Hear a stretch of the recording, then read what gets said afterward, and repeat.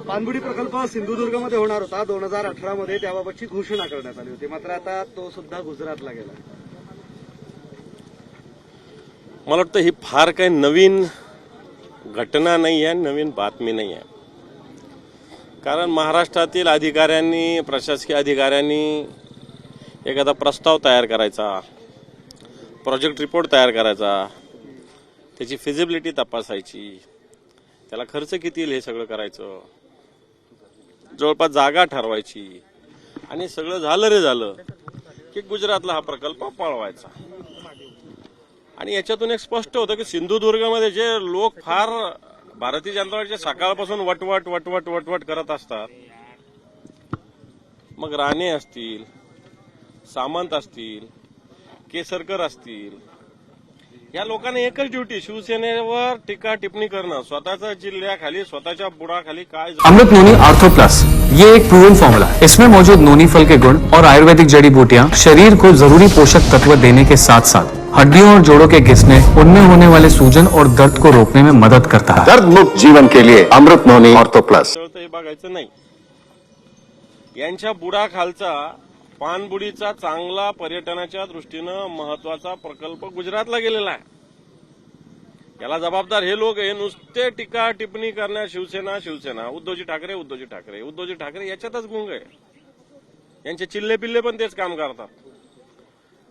आणि म्हणून हे महाराष्ट्राच्या दृष्टीनं, कोकणाच्या दृष्टीनं हितावं नाही. रिफायनरी नाही नेत गुजरातला, ती बारसूलाच करायची म्हणतात. पाणबुडी कशी नेतात गुजरातला? पर्यटनाच्या दृष्टीनं हा फायदा देणारा प्रकल्प का तिकडे न्यायचा?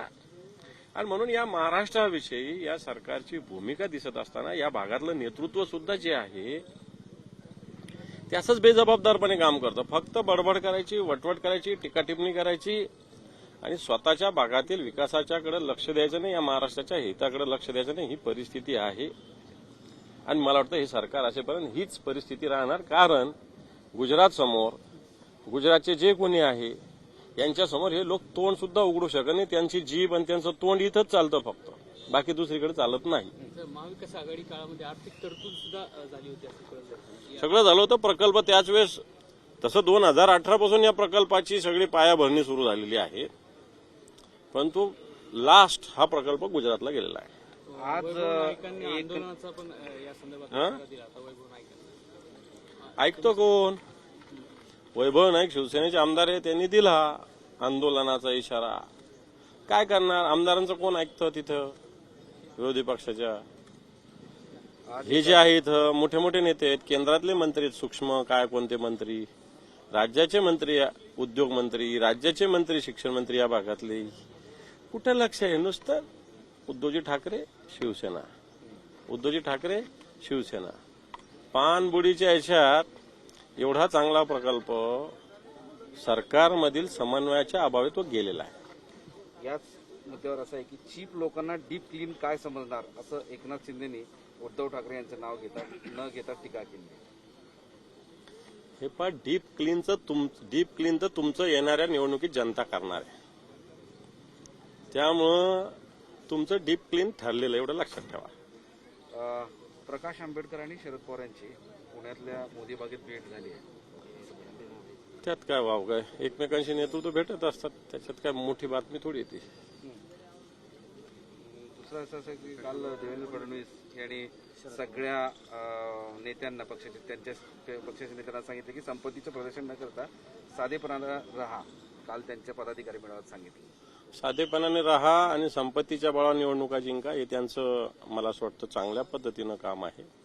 सगळ्या ठिकाणी ज्या पद्धतीनं भारतीय जनता पार्टी संपत्तीचं प्रदर्शन करते, 5-5 हजार लोक मतदारसंघातून रेल्वेने येणार, कुठून पैसे येणार आहे? कुठून येणार आहे? रेल्वे कोण बुक करणार आहे? पैसे कोण देणार आहे? हे संपत्तीचं प्रदर्शन नाहीये. डुप्लिकेट धंदे करायचे, दुतोंडीपणे चालायचे, इथं त्यांचा धंदा आहे भारतीय जनता पार्टीचा. संपत्तीचं प्रदर्शन, चार्टर फ्लाईट्स, 5 स्टार हॉटेल्स, त्याच्यानंतर रेल्वे 5-5 हजार 10-10 हजार लोकांना, कार्यकर्त्यांना प्रलोभन, हे भारतीय जनता पार्टीचं काम आहे. त्यामुळे डुप्लिकेट पद्धतीनं करताना दुसरे केलं तर त्याला नाव ठेवतात. राष्ट्रवादी काँग्रेसच्या खासदार सुप्रिया सुळे यांच्यावर बोलताना शीतल म्हात्रे यांनी टीका केली होती. ही त्यांची मानसिकता सबलीकरण आठवते का? खासदार सुप्रिया यांच्या टेकावर तुमची लायकी आहे का? असं सगळं चालू आहे. महिला एकमेकांच्या नेत्यावर लायकी का? मला माहित नशी तर मात्र कोणी हा. ओके.